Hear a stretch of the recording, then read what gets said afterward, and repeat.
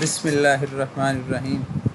عزیز طلبہ، آج ہم آپ کی درسی کتاب کی نظم حمد کے بارے میں پڑھیں گے۔ حمد نظم کی وہ قسم ہے جس میں اللہ تعالیٰ کی تعریف بیان کی جاتی ہے۔ عزیز طلبہ، اس حمد کے شاعر حفیظ جلندری ہیں، جو کہ نظم گوئی میں ایک خاص مقام رکھتے ہیں۔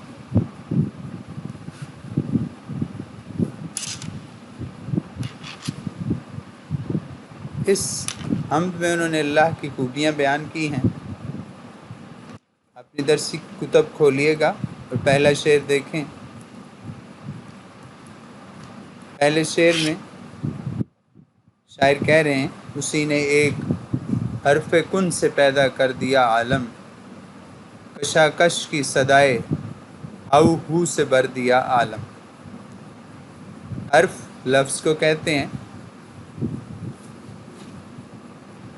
کن کا مطلب ہو جا، عالم دنیا، کشاکش کھینچا تانی کشمکش، صدا آواز، ہو ہو رونق۔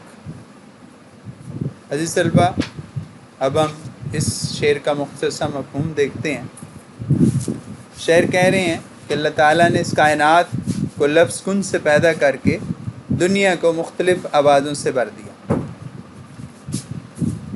تشریح کرتے ہوئے آپ سب سے پہلے شاعر کا مختصر سا تعارف لکھیں گے، اسے اسلوب کہتے ہیں۔ حفیظ جلندری اردو کے بلند پایہ نظم گو شاعر ہیں۔ زبان کی سادگی، سوز و گداز اور موسیقیت ان کے کلام کی نمایاں خوبیاں ہیں۔ ان کا کلام عشق الہی سے لبریز ہے۔ اس شعر میں وہ خدائے بزرگ و برتر کی خوبیاں بیان کر رہے ہیں۔ وہ کہتے ہیں کہ اس کائنات میں موجود ہر چیز کو لفظ کن سے تخلیق کیا گیا ہے۔ قرآن پاک میں فرمایا گیا، آسمان سے زمین تک وہی ہر کام کی تدبیر کرتا ہے۔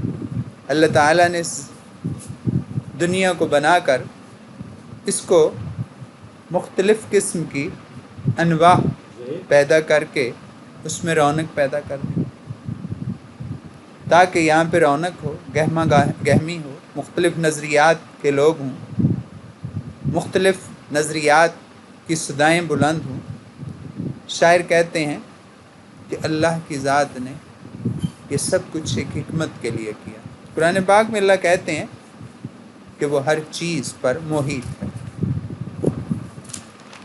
عزیز طلبہ، اب اس نظم کا دوسرا شعر ہے، ذرا اس پہ غور کیجئے گا۔ نظام آسمانی ہے اسی کی حکمرانی سے، بہارے جاودانی ہے اسی کی باغبانی سے۔ مشکل الفاظ کے معنی دیکھیے گا۔ نظام آسمانی، آسمان کا نظام، حکمرانی بادشاہت، بہار جاودانی ہمیشہ رہنے والی بہار۔ اس کا مختصر سا مفہوم ذرا پہلے سماعت کر لیں۔ آسمان کا نظام اللہ کے حکم کے تابع ہے، اور اس دنیا میں ہمیشہ رہنے والی بہار کا نگہبان بھی وہی ہے۔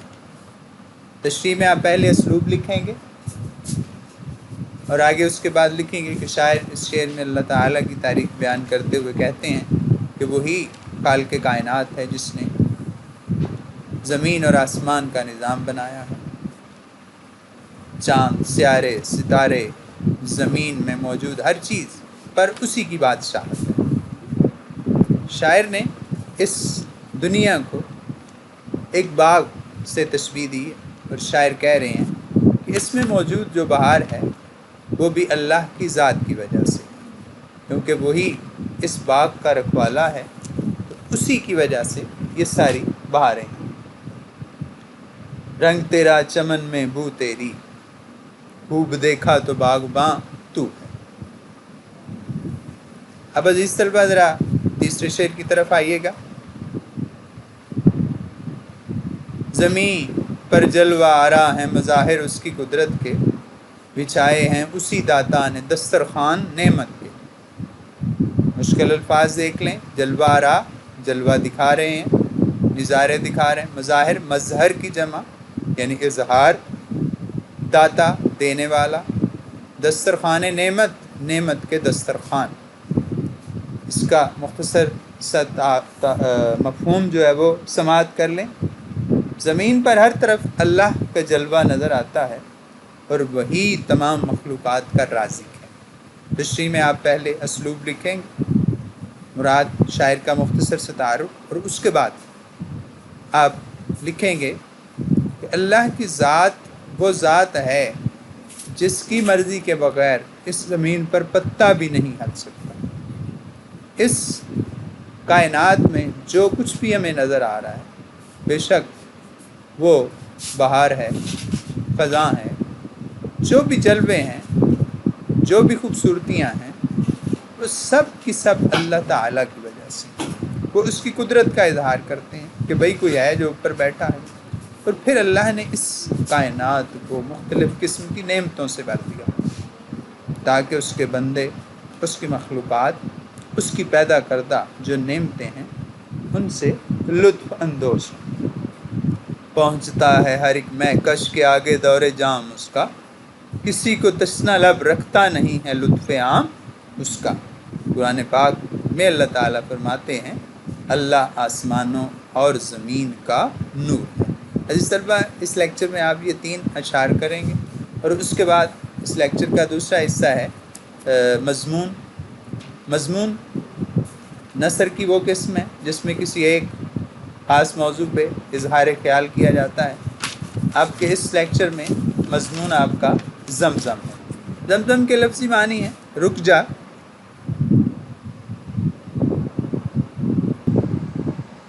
زمزم جو ہے اس کے لفظی معنی ہے رک جا۔ مکہ معظمہ کی مسجد الحرام سے 15 میٹر کے فاصلے پر جنوب میں حجر اسود کی سیٹ میں یہ کنواں ہے۔ اس کے پانی کو آب زمزم کہتے ہیں۔ اس کی جو گہرائی کا اندازہ ہے وہ 140 فٹ ہے، لیکن موجودہ دور میں جو جدید تحقیق کے مطابق 207 فٹ گہرا اس کو پایا گیا۔ پانی بڑا متبرک پانی ہے، اس کی پوری ایک تاریخ ہے۔ نبی صلی اللہ علیہ وسلم نے اسے کھڑے ہو کر پیا اور خصوصی دعائیں فرمائیں۔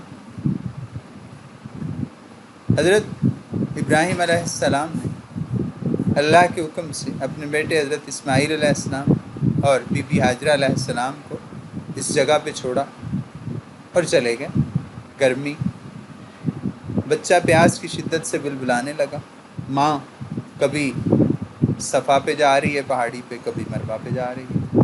بے چینی میں اللہ کو اپنی اس بندی کا یہ کام اتنا پسند آیا کہ اس کو حج کا ایک اہم رکن قرار دیا گیا۔